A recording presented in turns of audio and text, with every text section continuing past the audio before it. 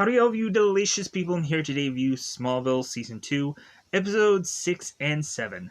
So, I feel that Episode 6 had some good story moments, even though the weak point of Episode 6 has to be the Freak of the Week, where it just feels like they just wanted to kind of break formula and give us some more mystery about the Freak of the Week. But it also just feels like they didn't care about that part of the show. To where it's like, yeah, this person doesn't get real time in the sun. They're just kind of there, and they're going to have to at some point become the villain of this episode. We also, in episode 6, start to realize that I guess the show Eureka really just started to hire a bunch of people from this show. And that becomes obvious with Russell Burton's character, who is actually Neil, that I know from the Eureka show, as well as who played Dr. Hamilton, was also casted in Eureka. So I'm like, man, they just must have just hired everybody from this show. So we have a pretty decent, episode 6, I feel. But now we go on into episode 7 that basically becomes hey, who you daddy? Who you daddy episode. And I'm like, this was such a filler episode, and I hated it. We have to also go on and recycle the pilot. And I was we of course finally get to tell the story of how Clark ended up getting that whole birth certificate thing, and we also have a Stephen King misery moment by the end of episode 7 between both Lex and the Dunleavy character. But there was also so many moments of this episode that left me kind of cringing away in episode 7. And I was like, really? We're going to hint that there could possibly be a connection between two characters, as if, again, I have to reflect on, the Ghost Rider story, where Dan Ketch and Johnny Blaze at some point were to coincidentally both be Ghost Riders because they were brothers. They share the same blood, so of course they had to have been Ghost Riders. And I'm could we have gone on and done anything else with that? You know what I'm saying? Come on. So, with that said, so I hated episode 7. I wouldn't go on and say that it's, the worst episode, but man, does it really get up there. It really inconveniently gets up there. It's on a mission. And so, with that said, let's go on into the double 5 time. Oh, let's tee up these episodes a little bit better than what I just did. So, we have in episode 6 Clark and Pete swimming, and obviously we have to note that Pete just is to be looking a little bit fitter than Clark. Let's just put that to bed right now. Does it matter? No, but it's funny. So we also have going on in this episode a cluster of characters that they just added for this episode. We have Clark realize that he has a grandfather, or a grandpapa, as I like to say, and Clark is to want to get to know this guy, or hope that this guy is going to want to, get connected with, or reconnected with Clark and their family. And Clark is really trying to reach out in this episode, and I really liked that.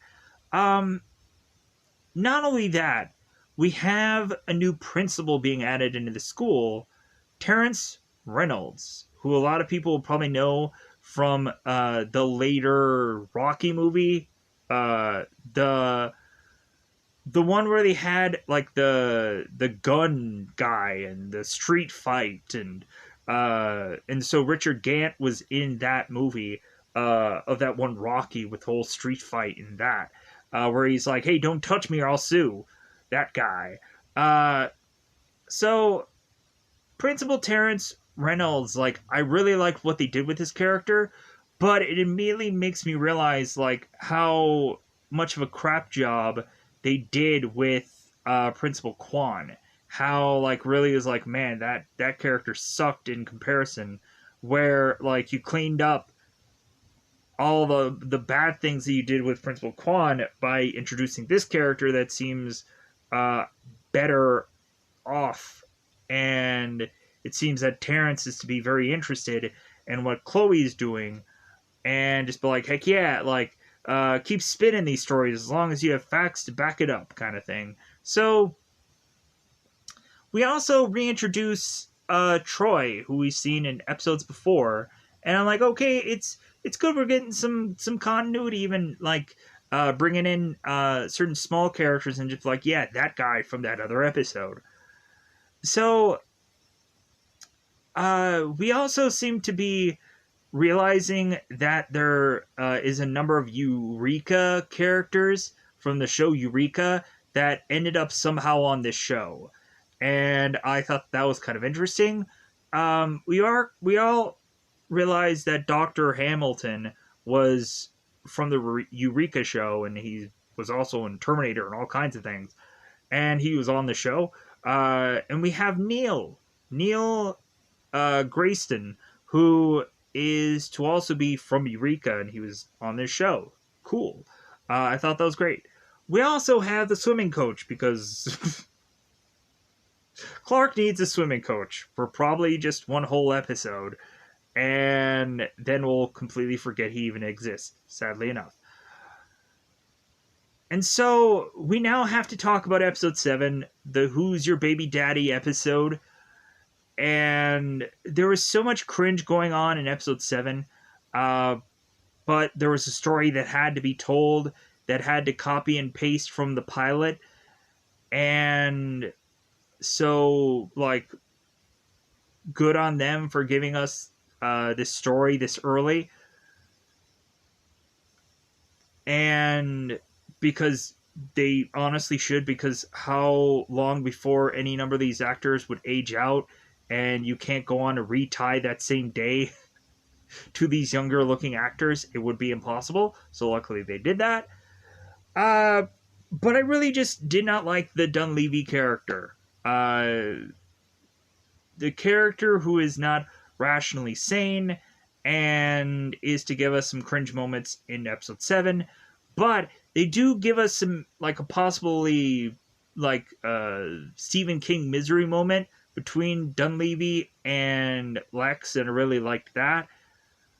But yeah, so with that said, I think I'm just going to go on into spoilers. Because, yeah, like, the only real good thing that came out of episode 7 was the story of Clark having that birth certificate. It seems that Lana is to also have her own baby daddy story, it seems. As well as we also get to find out about Chloe's mother. And I was like, man, we're getting a lot of just, like, hey, we didn't know we needed these stories, but they're all here in episode 7. So with that said, let's just go on and let's double 5 this bad boy up. Let's get into that time, because it is spoiler time. Spoiler time is about that time we spoil these episodes. So, in the beginning of episode 6, we have Clark who is swimming, and it seems that he's doing so well that it's time for him to face against Troy, who is to be the best swimmer, I guess, in the swim team. And so foreshadowing at some point that Clark swims really well when he's probably going to face a man who is also very good in the water somewhere later down in the road. Possibly a king of some sort.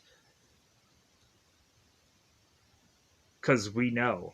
Believe me, we know. Maybe we don't, but we will. So,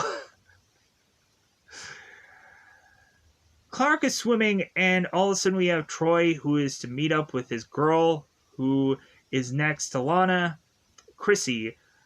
And Lana is to be doing these posters about Spirit Week, and it seems that Chrissy's really jazzed about this because she's so focused on high school activities, because, of course she is, because she is very much, like, focused on the now compared to later on.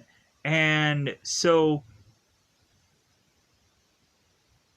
we have Troy that locks lips with Chrissy to then turn around and have Troy swim against Clark. And so what happens is, all of a sudden, Troy is struggling swimming. He starts to kind of like bob up and down into the water. And so it seems that Clark has to figure out what is going on here. And so he starts to kind of look around, and he speed swims to Troy to retrieve him out of this water. So then we can find out that Troy has somehow aged rapidly to the point of them going on and calling what Troy had possibly gone through as progeria. And they end up saying that word quite a few times in this episode, but I would just be like, okay, progeria? Like, yeah, it just, like, everybody knows about progeria. It was a song they sang in camp. So,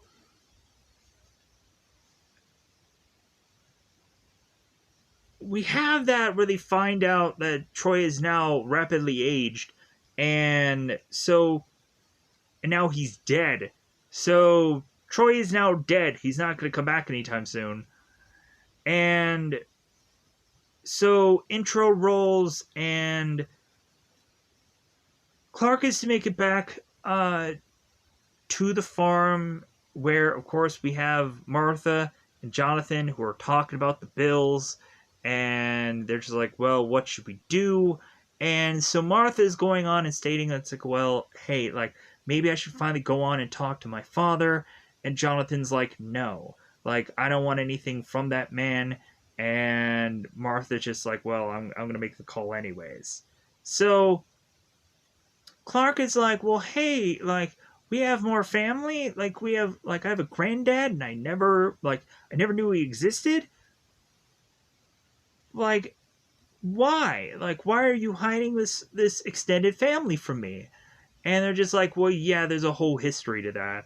And so Clark is to want to figure out what that is. So we have Jonathan and Martha that are trying to go on and figure things out. And so they drive off in their truck, and we have Clark that is to speed his way to or super speed his way to hopefully try and make it to school. But at some point, Clark does go and bump into Lex, and Lex is like, well, hey, no, wait, Clark super speeds to get to the Talon, and so all of a sudden we find both Lana and Lex at the Talon, and Lex is telling Clark, it's like, well, hey, how about I go on and I give you a ride, Clark? And Clark is just like, no, I think I'm going to run. And Lex is like, well, do you think you can outrun my car? And Clark is like, ah. And so they're okay, like Clark and Lex go into the Ferrari together. So come to find out, Lana was to find these pictures. She was to find these pictures of her mother and this other man. And so she takes this whole entire episode to figure out who this guy is. And so when we get to the high school, Lex and Clark are to be stopped by the new principal, Reynolds, who is to mention, like, well, hey, Clark, like, you're late, like, that's a tardy, and if you do it again, you're going to get detention. And supposedly they are to kind of seal this school off, so I guess nobody enters or leaves this school. And so, because the principal says so, as well as it seems that we find out that both Lex and Reynolds have had a troubled past, which we'll find out that story, that Lex had gone on and been in Reynolds' school when he was 14, and Lex is to mention that he learned a lot from Reynolds, and like he did at some point like motivate him to be a better person. But then also it seems that Reynolds is to take out on Clark because he can't on Lex, because they are both friends. So because we have Chloe that wants to go on and interview the principal, and Clark is already just like, me and this guy, not good vibes. And so Chloe's just like, well, I'm going to interview him, and so like, you better make yourself scarce, Clark. And all of a sudden we had the principal that pulls Clark into the principal's office, and Clark's like, oh, I've never been in the principal's office. And so the principal is to tell Clark, it's like, well, hey, like, where do you see yourself in the next 5 years? And Clark is like, well, I don't know. Like, I really want to help people. And the principal's like, well, that's a noble act, but, like, it seems very vague. Like, how about you give me a 5-page paper of what you want to do in the next, 5 years or whatever? And Clark is like, oh my god, really? And so Clark is to try to put together this paper, and Lex is to find out about this paper, and so he decides to bribe this school by dumping a bunch of newer computers to hope that the principal is going to soften up on Clark. And we have Reynolds who is telling Lex, it's like evidently you don't know the whole story about what happened between you and me from before, as it seems that Lionel was to put money towards that other school that Reynolds was in for the incentive that Lionel is going to put forth this money if Flex is going to stay in the school and Reynolds is to get kicked out. And so they're just like, heck yeah, money sounds great. And they fired that other guy. And so Lex is to realize, like, oh my god, like, there's probably going to be no way talking or bribing this guy because he just has this, like, grudge against Lex. So moving on. So we have Clark that ends up finding out that he is a grandfather, and so he goes to Chloe while Chloe's putting up this Spirit Week kind of cheerleading thing in this theater. And so they're kind of both talking about like Clark and his grandfather, and Lana and her possible dad, maybe. And so we have Clark that makes his way home. And so Martha is already talking to her father, and her father is to say, it's like, well, hey, I didn't want this life for you. Like, I expected better. And Martha's like, well, I'm happy here. And is like, yeah, but you're struggling. So we have William, who goes on to be talking to Martha, and Clark goes on to meet his grandfather. It's like, oh my god, like, I have a granddad. This is awesome. And so we have William that is to want to quickly leave and give Martha this check, and Clark's like, no, just stay for dinner. Just stay for, like, we can just have you live here for as long as you like are here. And William's like, no, that's not going to work out. And Clark's like, well, why? And William doesn't answer. So finally, we have Jonathan and Martha that finally tells Clark this story. So come to find out, Jonathan was to ask for Martha's hand in marriage, and William did not accept. Because it's like, no, I'm not going to have some kid like you marry my daughter.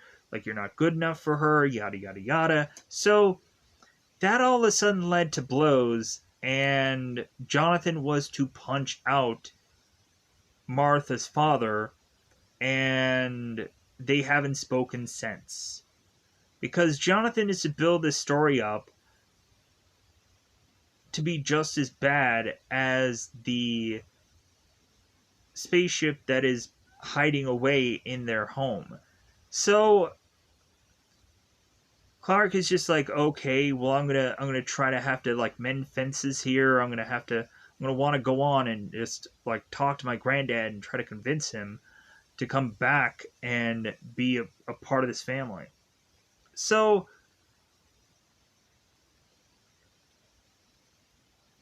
we so we have a point where Lana is to let Chrissy go on and take care of a lot of this uh like stuff for this Spirit Week and this whole theater and what all that they're doing. So we have at a certain point where there's to be a guy who's kind of working behind the scenes, who is a guy named Russell Burton. And so Chrissy, it seems, is to be putting the moves on Russell, and is to really want to latch on to this guy so he can be the next victim. Because we have a whole like Jennifer's body kind of thing going on with this episode, where Chrissy is to need her fix. And so she goes on and kisses Russell and sucks the youth out of him. And he is to be another progeria victim, it seems. And they didn't realize that it was this guy at first, but then they found his ID and they're like, oh my god, this is another victim of this. So we also have Reynolds, who is asking Chrissy about her prior school paperwork, that there should be some kind of paper trail, and Reynolds needs Chrissy's parents to deliver that. And Chrissy's like, well, yeah, like, if anything, you're going to meet them and that's when you can get that paperwork. And Reynolds is like, okay, that's great. So we have Clark that at some point is to like I'm trying to think what happens with because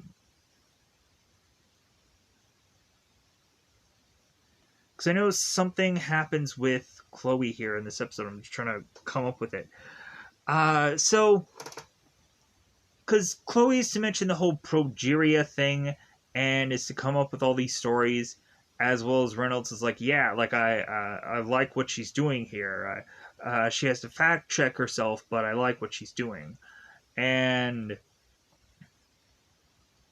like I think that that's the only real thing that we really see here. So Clark goes on to talk to his grandfather, and Clark is to bring his grandfather a bunch of pictures of certain events that him and his family had went on to do to remind his grandfather that he has a family. And we instead have William, who just gives Clark this check and is to not accept the album, the photo album. And Clark, in his way, is to say, it's like, well, hey, like, you came all the way here just to kind of run away from your family. It's like, why? And so Clark just storms off, and William's like, well, yeah, he does have a point. Like, if, like, I didn't want anything to do with these people, I wouldn't have showed up. And we also have Clark kind of contemplating whether or not he should tell his secret to his grandfather, that he's a man with power. And Jonathan and Martha are just like, well, like, no, like, we can't just be tossing out your secret to everybody because everyone's going to take this secret differently. But Clark is like, but he's family. It's like, yeah, but like, we don't really trust him. So yeah, like, you can't just be blabbing to everybody, Clark, that you have powers, even though they might be in your family tree. Doesn't really work that way. So we have Lana in this episode that Lana tries to uh, ask Chloe if she can find anything out about this guy.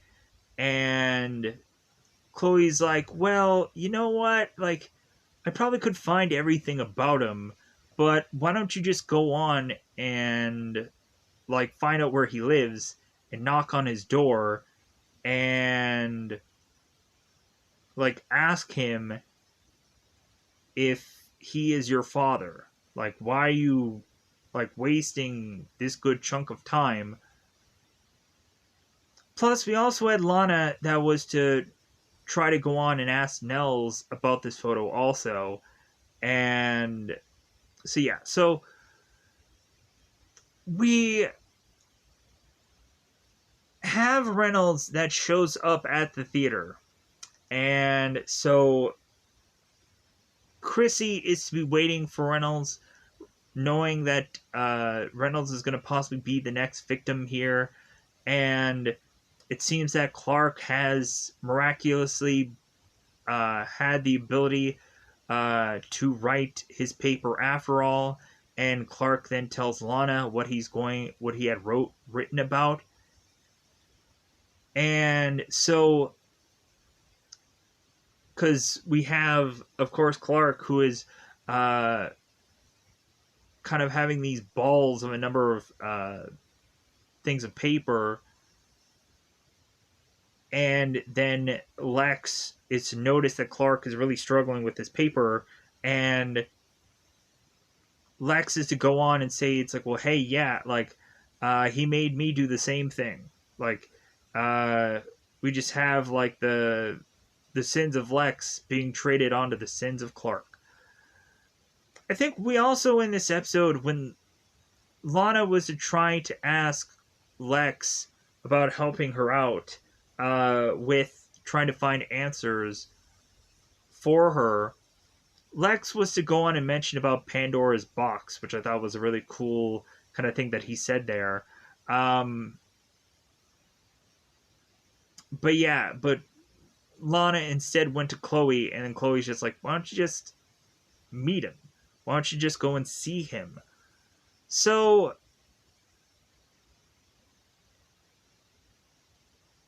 we have at the end of the episode where one, Chrissy is to try to get to Reynolds, and Clark gets in the way, and so Chrissy is to heavily start to de-age here, and Chrissy is mentioning how, like, doesn't Clark want to live these moments forever, to be this young forever?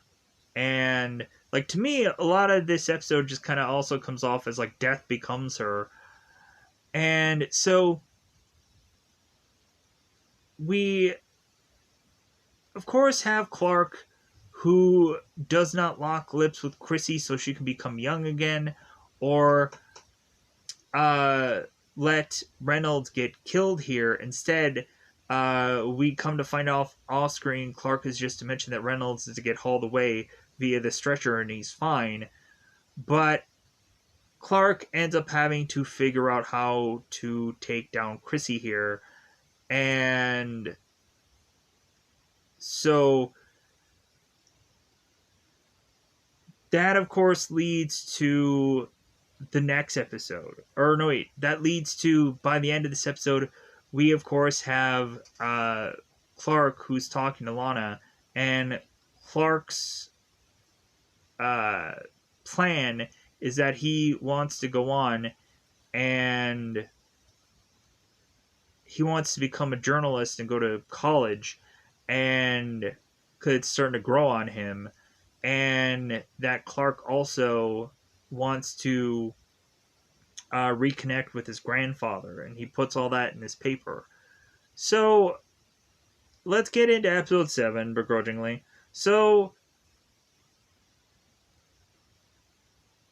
or maybe, we might have had the scene that I talked about in the other episode be what happens here. Because I think Clark is to go on and get ready for the morning and kind of heat vision his toast and have his parents drive off, and he drives off, or he super speeds off to school. So we have Dunleavy that just walks into the Kent farm and is to look around at photos of Clark, and she's like, oh my god, like, this is my son, even though it's not. So we have Dunleavy, who is making accusations that she is to be the biological mother of Clark Kent. And so immediately the Kents do not believe this. They're just like, hey, stay away from this woman. This woman is crazy. And so Clark, when meeting up with Dunleavy, is to say, it's like, no, there's no way that I can be your son. And Dunleavy mentions that the orphanage that Clark had supposedly been registered at was the same orphanage that Dunleavy had gave her son up to go to. So now Clark is very upset with Chloe.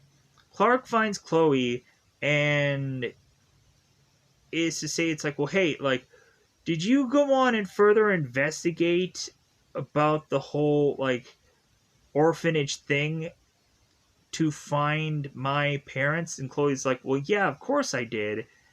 And Clark is like, well, like, I really would have wanted you to leave that alone, but you just can't do that, Chloe, can you? And Chloe's like, well, no, I can't, because, like, curiosity gets away with this woman. And so Clark starts to dig into Chloe and is like, well, hey, like, what about your mom? Oh, yeah, that's right, you don't have one. And Chloe's like, well, I have a mom, but she wants nothing to do with me. Because come to find out, Chloe's mother is to be in a mental health facility. And come to find out, Chloe does at some point go on and visit her mother. But that is, I think, somewhere later down the road. So, because it seems that Chloe is afraid of the fact that she may go on and be just like her mother, and that scares her at some point later down the road. So, both Clark and Chloe have this big blowout, this big argument, and Chloe's like, well, hey, if you never see me again, um, like like Chloe was to say one last thing, and then Clark just kind of runs off and being upset and being angry. So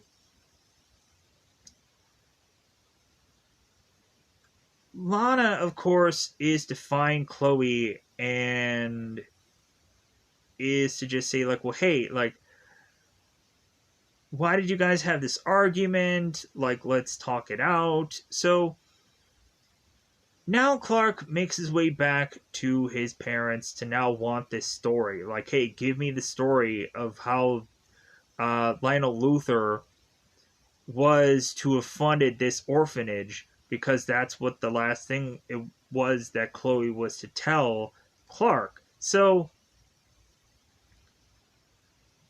Clark is to now ask his father Jonathan, it's like, well, why did you say, like, Lionel Luthor is such a horrible person if he ended up helping you in the end? So now we have to re-explain Smallville Season 1, Episode 1, the pilot. So both Jonathan and Martha were to get into this truck accident that was to flip their car over, but then they ended up meeting a younger version of Clark Kent, or Kal-El, and decided to just kind of scoop him up and adopt him, quickly stating that his name is to be Clark because it ties into Martha's last maiden name. So, because that's all that they could quickly have thought of. So, we have the sheriff that just arrives, and that's where they have to come up with this, like, this quick story. And so this also leads Jonathan to put this tarp over this alien spacecraft and put it in the back of his vehicle. And we also had Jonathan that was to look for a person in his vehicle, which, come to find out, he had gotten hit by this meteorite and had died from the impact.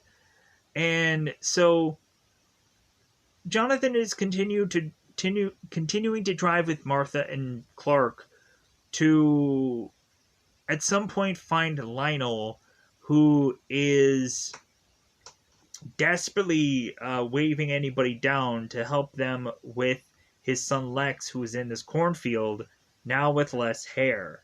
So they take this kid here, and they're now rushing him to the hospital to hope that he's going to get better. So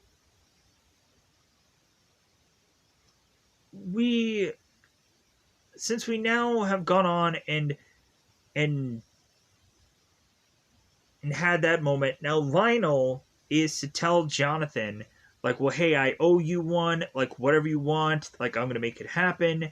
And so Jonathan's like, well, like, I really want to adopt this kid, but I want to make sure it's legal. So Jonathan ends up asking Lionel to make these adoption papers, like, magically happen. And so Lionel does, but then he turns around and tells Jonathan, yeah, like, I want you to go on and I want you to tell these people uh, to let me just take a good portion of their land and just tell them to like sell me these things.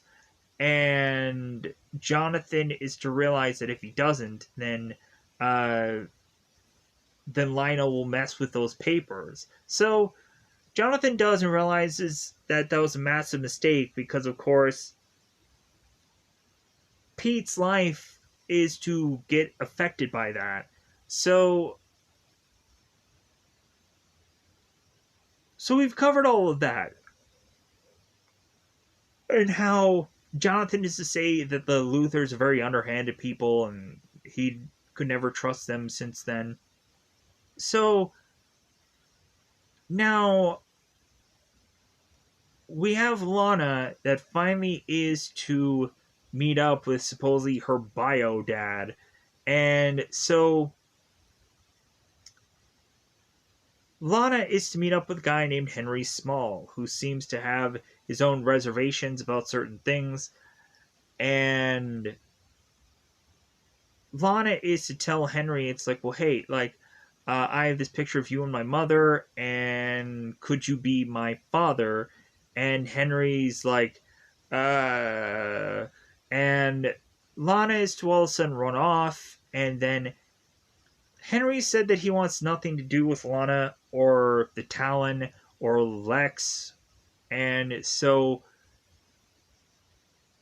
but Henry is to go on and realize that Lana really needed Henry right now because of her losing her parents. And so Henry is just like, well, you know what? You did send me this letter after you kind of ambushed me and you kind of wrote me that in your letter. And so, like, I'm gonna go on and just kind of see if I am your father, and like we'll do the DNA test.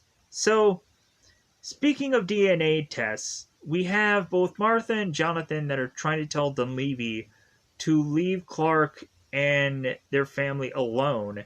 And so Dunleavy's like, no, I want a DNA test on Clark to make sure that he is my son because I know that the DNA test will turn positive.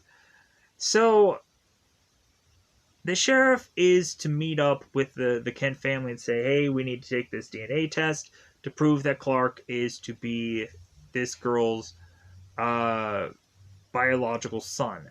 So Clark is to take the DNA test, and come to find out, Clark is to realize, well, I have Kryptonian DNA, so, like, what is that even going to show? And so now Clark needs to break into where they are putting this DNA sample, and Clark is going to need the assistance of Pete for his saliva to substitute for Clark's. So, like, of course, this test is going to come out negative, and Dunleavy ends up getting upset, thinking that there was some uh, like certain people paying off certain people to have this test come up negative. And so Dunleavy is to possibly think that Lionel was to have adjusted this test to get the results that Lionel supposedly wanted, which isn't the truth. So, because Dunleavy is to make her way to Lex Luthor to admit that that Dunleavy and Lionel had at some point had an affair, and so Dunleavy was to have a child from this affair, and she had to give it up. And they ended up calling this kid, I think it was Lucas, and isn't that the same name of the other Lex kid? Man, Lionel just could not get that name to stick. So, Lionel is to confront Dunleavy, and we, of course, have Lionel, who is to mention that this girl should go back to the mental hospital where, like, Lionel will go on and put up the bill for this girl to get all the help that she needs because she's crazy. And that also this girl will get out of Lionel's hair. So Dunleavy gets freaked out by that and is like, no, like, I know that Clark is my child, and I know that he is to possibly be Lex's brother. And so Lex, who is to hear this story from Dunleavy, is to go to Clark, is like, well, like, Clark, do you think that we could go on and we could be brothers? And Lex is like, well, I know I get all the good looks in the family, but... And Clark is just like, yeah, I don't know. But, like, if Lex has some Kryptonian in him, and I mean much more so than just some meteorite, then maybe that's a possibility. Maybe when Lex becomes a Zod or something like that, then maybe yes, but we're stretching here. So we find out that Dunleavy will not let this go, and so Dunleavy then finds Lex and is to go on and put a needle in his neck, as Dunleavy was to have herself standing in front of Lex's car, and then when Lex is asking if Dunleavy's okay, she needles him in the neck and has him just immediately just conk down. And so Dunleavy takes, of course, Lex to this location that Clark eventually finds out that supposedly Dunleavy had paid for this home from what Lionel had gave her, and as far as payout goes. And so Clark is trying to look into the records of this girl's home, but realizes that it's under a different name, and it's the Lucas Luthor. So Clark finds out where this home is and is to protect Lex before Lex ends up getting possibly killed here, as we had Lionel that was getting this threatening message of him needing to confess about Clark Kent being his biological son. And Lionel's like, oh, okay, I'll go on the news and I'll confess that. And as we know, Lionel, who could not give a rip about his son's existence. And so Lionel instead goes on TV and is to say, no, like, I'm not going to give in to anyone's demands. And if anyone is to go on and hurt my son, like, you'll get the Luthor wrath kind of thing. So we have Dunleavy that is to be so upset after having Lionel defy her that she has this axe and wants to kill Lex.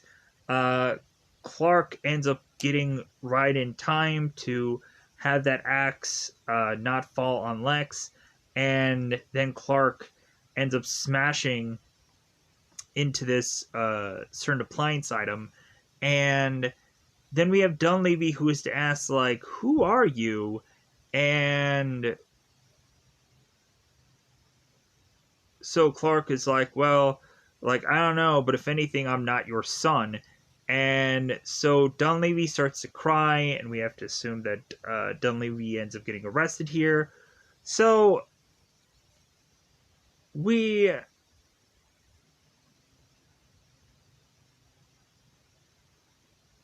of course have, by the end of this episode, uh like, we also had Clark and Chloe that were to kind of make up here after the argument that they had, the blowout that they had, where Clark was to apologize to Chloe about what he said about Chloe's mother, and that Chloe technically apologized for her, like, curiousness getting away from her, and so they try to make amends. So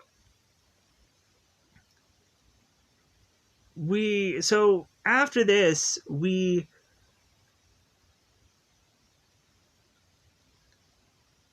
are to go on and find out that Lionel, after all, did actually have a son named Lucas. Whoops. And so he ends up pulling out this kind of little necklace that had a lock of his other son's hair and a picture of him. And so this kid is still out there somewhere, and Lex at some point will go on and try to investigate whether this kid legitimately exists, and it seems like we'll go on to find a number of certain guys that are to try to fill that bill for probably just an episode. So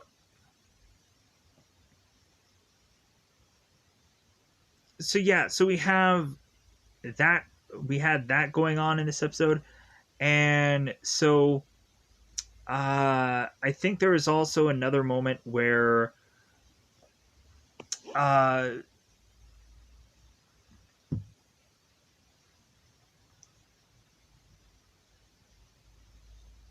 like, Jonathan is to possibly look back at like Martha and young Kent, like, just kind of playing around and, like, having a memory about that, or like it was something like that. Like, I know that there's, like, another moment where, like, there's a Jonathan moment here, but I don't remember exactly what it was. But yeah, I think I'm just gonna wrap this one up. I'm gonna call it a day. If there's anything that I did forget about, I might just kind of rebuttal in the next one. This has been an extremely long day for me. It's far longer awake than I would have wanted to be. Uh, but yeah, I'm still here, so I'm hopefully going to go on and put this video out. You guys can go on and correct me all that you like, because at some point in the next video, I can go on and rebuttal myself and be like, oh yeah, I forgot about all these moments and all these things. I think I got the gist of everything for most of this. I don't want to say, like, correcting things is like a bad thing, because I really do appreciate the comments, and I do appreciate people taking the time and watching these episodes or watching these reviews, and maybe at some point giving their 2 cents about how they felt about certain episodes, where they liked them, they hated them, or they felt indifferent about them. But either way, at the end of the day, I'm just going to say I'm just going to try and get out of here, so I can go on and put She-Hulk out, and then put this out, and just kind of be done for the day, so I can finally sleep. So that's great. Uh, yeah, goodbye, everybody. Goodbye, everybody.